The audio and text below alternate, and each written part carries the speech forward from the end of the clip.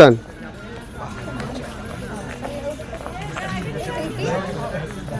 कहाँ की बेटी किसे खड़ा हो रहे हैं? अरे का बताओ यार मोर मैयारू रिस आगे हवे। अच्छा वही हरे का तोर मारू हाँ का बात हो गया? एक छोटे से बात माँ, हाँ जब मोला ओकर से प्यार होस ना तो मैं इजहार करे में डरात रहे अब अच्छा इजहार भी कर दी तो बहुत भाव खाते।